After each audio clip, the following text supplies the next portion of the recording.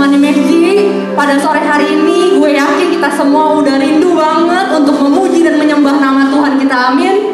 Oleh karena itu, gue ngajak kita semua untuk menyiapkan hati kita. Kita ingin menyembah Tuhan dengan hati yang murni, dengan hati yang siap. Kita tahu Tuhan kita adalah Tuhan yang setia. Dia gak pernah meninggalkan kita sekalipun kita dalam masalah, sekalipun kita dalam suka ataupun duka. Terima kasih Tuhan atas kesetiaan-Mu dalam hidup kami. Kita mau katakan, Tuhan Kau yang telah memulai segala yang indah.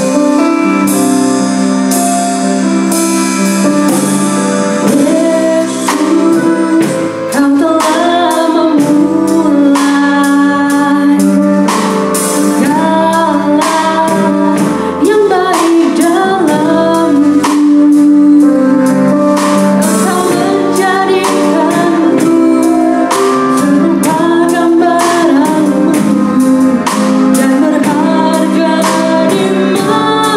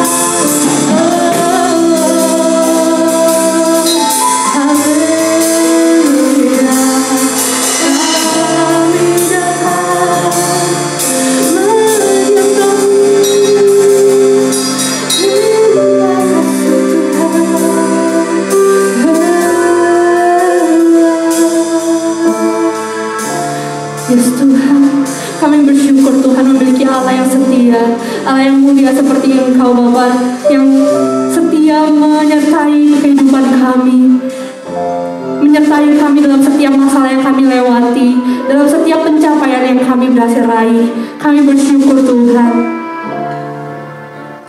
Tuhan, pada sore hari ini kami ingin datang membawa hati kami kepadamu, membawa persembahan syukur kami kepadamu Tuhan.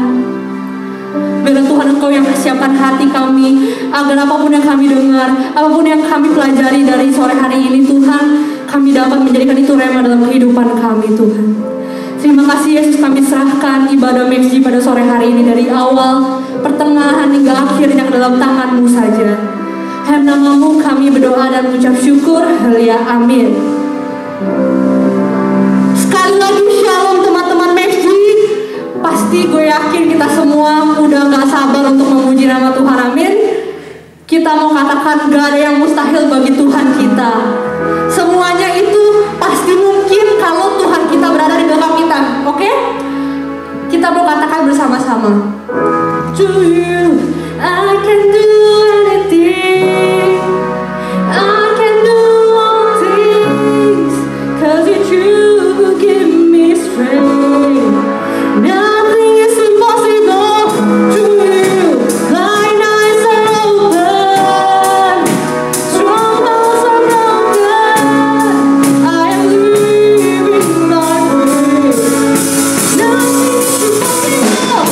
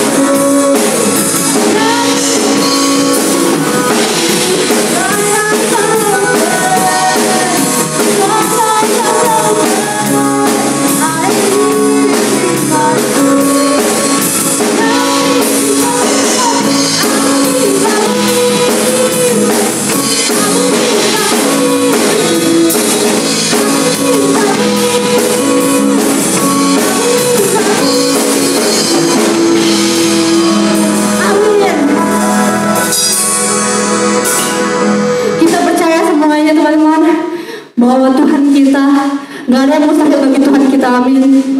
Kita mau mempercayai bahwa apapun yang kita hadapi saat ini, Tuhan gak pernah meninggalkan kita.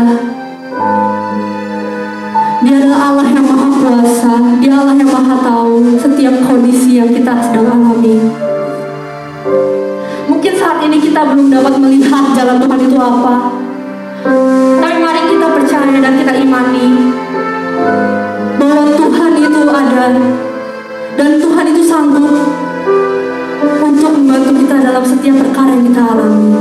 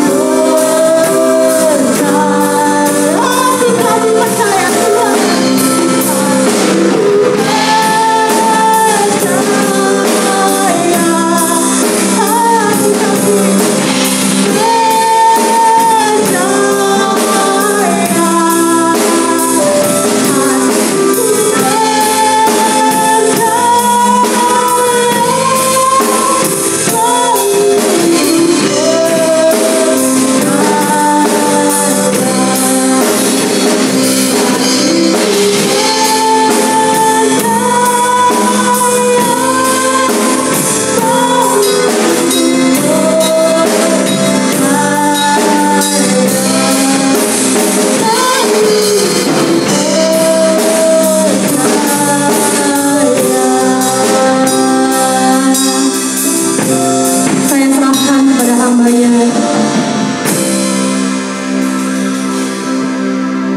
Haleluya.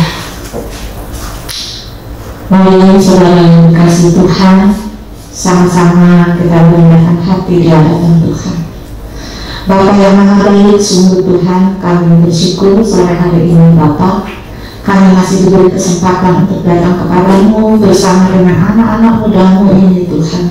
Anak-anak sebagai maksimum generation di gereja kami ini Bapa, biarlah melalui firman ini Tuhan, mereka boleh dibangkitkan Bapa, mereka boleh memperbaiki, boleh terus memperjuangkan hidupnya sebagai anak-anak mudamu Tuhan di dalam mengembangkan kehidupannya.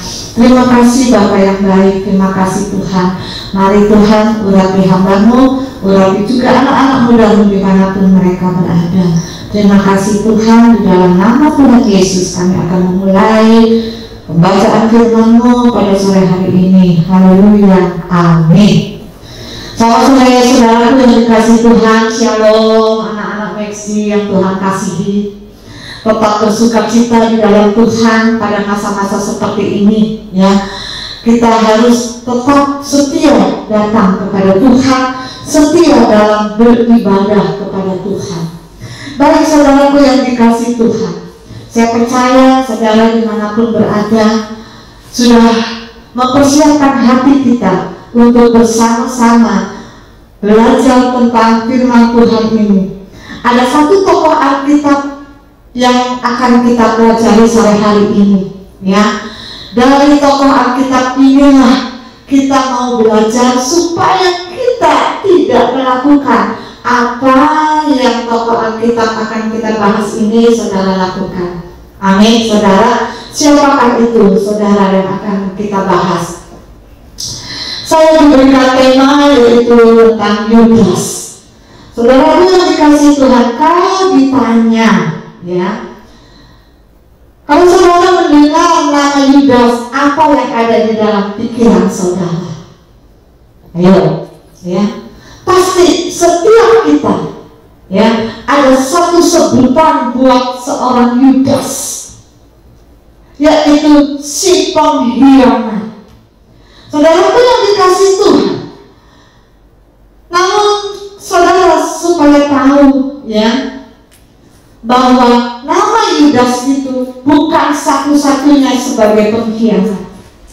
Ada beberapa nama Yudas di dalam perjanjian baru ya. Saya akan bacakan ada 2 orang di dalam perjanjian baru yang bernama Yudas ya. Jadi kita jangan berpikir yang namanya Yudas itu sudah pasti Yudas Iskariot ya. Saudara yang dikasihi Tuhan, yang pertama di dalam Matius 13 ayat 55. Saudara boleh baca di rumah ya. Dalam firman Tuhan itu dikatakan bahwa Yudas yang ada di dalam Matius 13 ayat 55 itu adalah saudara Yesus. Yang kedua di dalam Kisah Para Rasul 15 ayatnya yang ke-22 disebut juga nama Yudas yang disebut sebagai Barsabas, sebagai teman Rasul Paulus yang sama-sama diutus oleh rasul-rasul pada saat itu untuk pergi pelayanan ke Antiokhia. Dan yang ketiga adalah Yudas yang akan kita bahas, yang saudara kenal sebagai si pengkhianat. Saudara yang dikasihi Tuhan, anak-anak Meksi yang dikasihi ya, sore hari ini kita akan membahas yaitu Yudas sebagai pengkhianat. Saudaraku yang dikasihi Tuhan, siapakah Yudas si pengkhianat ini ya? Di dalam Yohanes 6 ayatnya yang ke-71 ya, di situ ditulis ya bahwa Yudas si pengkhianat ini namanya Yudas Iskariot. Namanya Yudas, tapi di dalam Yohanes 6 ayat 71 itu di situ ditulis bahwa Iskariot adalah orang tua ayahnya si Yudas.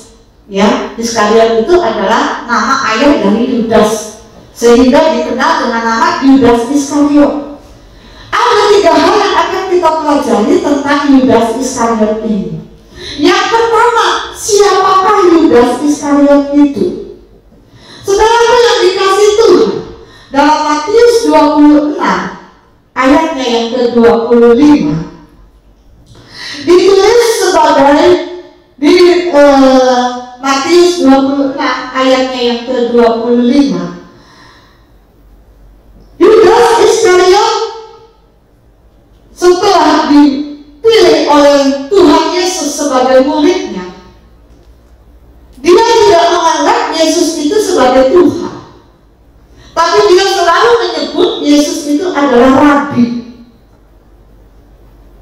Kalau saudara boleh baca di beberapa Injil, ya, Matius 26 ayat 25, khususnya saudara boleh baca, ya, dikatakan bahwa ketika Yesus memanggil Yudas Iskariot ini, ya, dia hanya mengatakan ya guru, ya Rabi.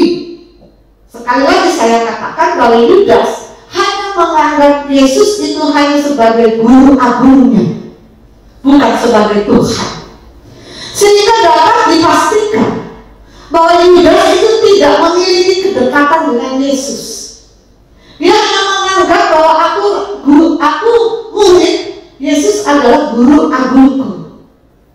Dan sudah bisa dipastikan bahwa ketika Yesus memilih Yudas, kemungkinan Yudas ini memiliki satu motivasi yang tidak baik, motivasi yang tidak benar. Karena apa? Karena secara pribadi Yudas tidak pernah merasakan bahwa ada jamahan Tuhan. Dia hanya menganggap sebagai murid dan guru agungnya. Itu yang harus kita ketahui dengan siapakah Yudas Iskariot itu. Yang kedua yang harus kita ketahui siapakah Yudas itu. Yudas di dalam Yohanes 3 ayatnya yang ke-29. Dalam Yohanes 13 ayat 29, Yudas memiliki satu jabatan, yaitu sebagai pemegang uang kas para rasul saat itu. Kalau sekarang dikatakan seorang bendahara. Nah, itu saudara yang dikasih Tuhan. Jadi jabatan Yudas sebagai murid dari Yesus saat itu dia hanya sebagai bendahara, menyimpan uang kas para rasul saat itu. Nah, saudaraku yang dikasih Tuhan, yang ketiga yang harus kita ketahui dari siapakah Yudas itu adalah bahwa Yudas memiliki satu watak, satu sifat yang kita harus tahu. Dan sifat inilah, ya, yang kemungkinan bisa menjadikan Yudas itu sebagai seorang pengkhianat. Apakah itu sifat dari Yudas itu? Saudara yang dikasih Tuhan, di dalam Yohanes 12 ayat 1 sampai 9, di dalam perikop itu diceritakan, ya, Yesus diurapi di Betania. Ceritanya di dalam perikop ini adalah ada seorang wanita yang bernama Maria. Dalam ayat 2 dari Yohanes 12 itu dikatakan Maria mengambil setengah kati minyak narwastu murni yang mahal harganya, lalu meminyaki kaki Yesus dan menyekatnya dengan rambutnya, dan bau minyak semerbak di seluruh rumah itu. Ayat yang keempat, tetapi Yudas Iskariot, seorang murid Yesus yang akan segera menyerahkan dia, berkata, perhatikan baik-baik apa yang dikatakan Yudas Iskariot dengan peristiwa ini. Ayat yang kelima, mengapa minyak narwastu ini tidak diberikan narwastu ini tidak dijual 300 dinar dan uangnya diberikan kepada orang-orang miskin? Yang pertama, sifat daripada Yudas adalah tamak akan uang, serakah. Yang ada di pikirannya adalah bagaimana menambah dana kas rasul-rasul pada saat itu. Dan kemungkinan Yudas berpikir bagaimana akan menambah kantongku sendiri. Saudara yang dikasih Tuhan, itu sifat Yudas yang pertama, tamak akan uang. Segala sesuatu dia pikirkan untuk uang. Yang kedua, sifat dari Yudas, ayatnya yang ke-6, hari kita baca dari Yohanes 12. Hal itu dikatakannya bukan karena ia memperhatikan nasib orang-orang miskin, melainkan karena ia adalah seorang pencuri. Ia seorang mengambil uang yang disimpan dalam kas yang dipegang. Yang kedua, di dalam perikop ini ditulis bahwa Yudas adalah seorang pencuri. Dia mengambil uang kas itu, uang kas yang disimpan, uang kas rasul-rasul yang disimpan olehnya. Itu dia ambil, dia curi. Nah, saudaraku yang dikasihi Tuhan, karena ketamakannya inilah, maka Yudas memiliki satu keinginan, satu kecenderungan ingin menambah uangnya banyak. Kemudian akalnya langsung berpikir, dengan cara apa? Saudaraku yang dikasihi Tuhan, Yudas terus memikirkan bagaimana caranya supaya uang kas ini akan bertambah, sehingga akan muncul di dalam situasi yang saat itu, ya, di dalam otaknya dia berpikir, kalau aku akan menjual Yesus yang pada saat itu sedang diributkan, ya, maka uang kasku akan bertambah banyak. Saudara boleh baca di dalam Matius 26 ayatnya yang ke-14, ya, di situ ditulis demikian firman Tuhan. Kemudian pergilah seorang dari ke-12 murid itu yang bernama Yudas Iskariot kepada imam-imam kepala. Ia berkata, apa yang hendak kamu berikan kepadaku supaya aku menyerahkan dia kepada kamu? Mereka membayar 30 uang perak kepadanya. Dan mulai saat itu ia mencari kesempatan yang baik untuk menyerahkan Yesus. Saudara yang dikasih Tuhan, karena ketamakannya si Yudas ini, sampai muncul pikiran untuk menjual Yesus. Dia datangi kepada para pemimpin di saat itu, ya. Dia bertanya, kalau aku jual Yesus kepadamu, apa yang akan kamu berikan kepadaku? Ya, tadi yang sudah kita baca. Kemudian dia mengharapkan apa yang aku dapatkan. Saudaraku yang dikasih Tuhan, ketamakan, kemunafikan. Di dalam ayat 6 dikatakan, sebenarnya Yudas itu mengatakan bahwa kenapa kamu meminyaki rambut, meminyaki kaki Yesus dengan minyak nawas yang mahal itu? Kasih aja ke orang-orang miskin. Yudas mengatasnamakan orang miskin. Itu adalah satu kemunafikan, saudara. Jadi Yudas itu tamak. Yudas itu adalah seorang pencuri. Yudas itu adalah seorang munafik yang mengatasnamakan orang-orang miskin untuk mendapatkan uang banyak. Kembali lagi kepada strategi Yudas di dalam mengharapkan bertambahnya uang itu.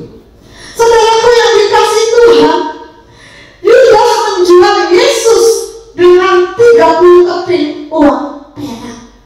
Ya, di dalam ayatnya yang tadi kita baca, Matius 26 ayat 15. Mereka membayar Yesus 30 uang perak kepadanya. Dia senang mendapatkan 30 keping uang perak. Saudaraku yang dikasih Tuhan, dengan cara inilah Yudas berpikir bahwa uang kasnya akan bertambah banyak. Sehingga dari sejak saat itu Yudas menjadi pengkhianat kepada Yesus. Yang kedua yang harus kita pelajari, tadi yang pertama, siapakah Yudas Iskariot itu? Yang kedua, siapakah Yudas itu? Yudas sebagai seorang pengkhianat, ya, dia memiliki cara yang sudah dia atur, ya, bagaimana supaya aku bisa menjual Yesus. Saudaraku yang dikasih Tuhan, di dalam Matius Matius 26 ayatnya yang ke-48 dan 49, ya. Yudas mulai mengatur langkah-langkah. Dengan demikian firman Tuhan, orang yang menyerahkan dia telah memberitahukan tanda ini kepada mereka. Orang yang akan kucium itulah tangkaplah dia. Yudas mulai mengatur langkah untuk bagaimana, ya, Yesus ini akan diserahkan kepada orang-orang, kepada pemimpin-pemimpin agama saat itu, dengan dia mendapatkan uang 30 keping perak. Mulai mengatur langkah. Nanti, ya, saya akan simpulkan seperti ini, ya. Yudas mengatakan kepada mereka, nanti orang yang akan kucium itulah yang namanya Yesus. Boleh kamu tangkap, dan aku dapat uang 30 keping perak. Saudaraku yang dikasih Tuhan, betapa Yudas Iskariot ini sangat taat di dalam kehidupannya. Saudara yang dikasih Tuhan, sampai akhirnya, ya, Yesus diserahkan dan dia mendapatkan uang 30 keping perak. Ketika dia menyadari, ya, akan perbuatannya, ya, bagaimana dengan respon Yudas?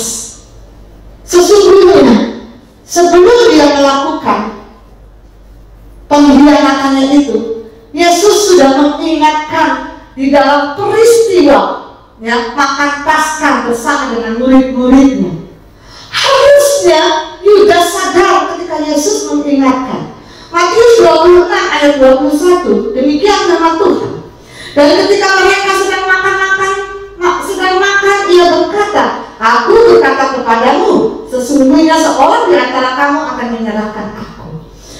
Ayat 25, Yudas yang hendak menyerahkan dia menjawab, katanya, bukan aku Rabi, kata Yesus kepadanya, engkau telah mengatakannya. Jadi seperti ini, saudara. Sebelum Yudas itu melakukan pengkhianatannya, sesungguhnya Yesus sudah mengingatkan, ya, kepada semua orang bahwa aku ini sebentar lagi akan ditangkap dari antara saudara semua, ya. Tapi Yudas itu pura-pura nggak tahu, padahal dia yang sudah atur semuanya, ya. Sehingga apa? Sehingga strategi yang dia lakukan terjadi, ya. Dan bagaimana responnya? Yang pertama, ya, ketika diingatkan oleh Tuhan Yesus bahwa di antara kalian yaitu ada yang akan menangkap aku. Harusnya dia sadar, tapi dia tetap melakukannya. Yang kedua, respon dari Yudas, ya, dalam Matius 27 ayat 3 sampai 5. Saudara boleh baca sendiri. Ketika Yudas itu tahu bahwa Yesus akan dihukum mati, dia mulai rasa menyesal. Tapi rasa menyesalnya bukannya dia itu bertobat, datang kepada Tuhan minta ampun, tapi dia merasa menyesalnya, ya, dengan cara yang tidak benar.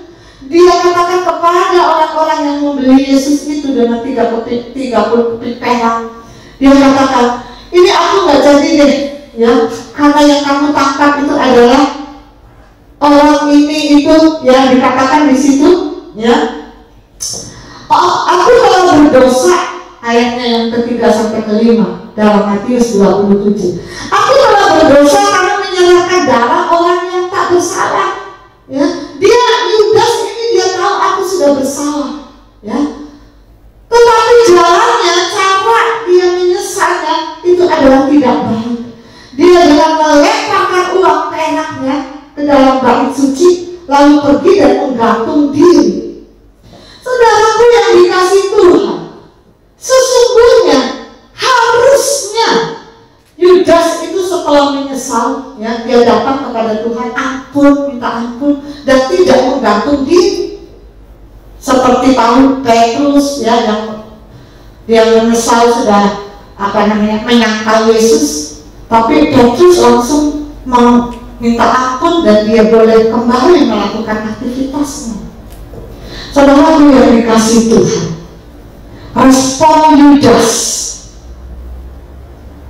dia tidak menyadari, dia tidak mau menyadari, dia bahkan pura-pura tidak tahu. Yang kedua, respon Yudas adalah dia mengabaikan, Dia memilih caranya untuk menggantung diri. Saudaraku yang dikasihi Tuhan, 3 hal sudah kita pelajari. Siapakah itu Yudas? Mengapa dia sampai berkhianat? Yang ketiga, bagaimana responnya ketika dia menyesal? Saudara yang dikasihi Tuhan, bagaimana dengan kehidupan kita? Bagaimana dengan kehidupan saudara sebagai anak-anak muda? Ketika saudara melakukan sesuatu motivasi yang tidak baik dan tidak benar, mungkin di dalam saudara bersahabat, mungkin saudara di dalam bekerja di kantor, mungkin saudara dalam melayani Tuhan, ya, miliki motivasi yang baik dan benar, ya, supaya apa? Supaya tidak ada timbul rasa iri, rasa tamak, terutama di dalam mengikut Tuhan. Yudas dipilih oleh Tuhan, tapi dia tidak menganggap Yesus itu sebagai Tuhan, tapi hanya sebagai guru.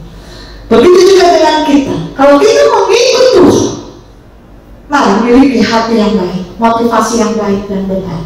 Dia adalah Yesus, Sang Juru Selamat hidupku. Maka kita akan tetap setia dan kita tidak akan berkhianat kepada Tuhan.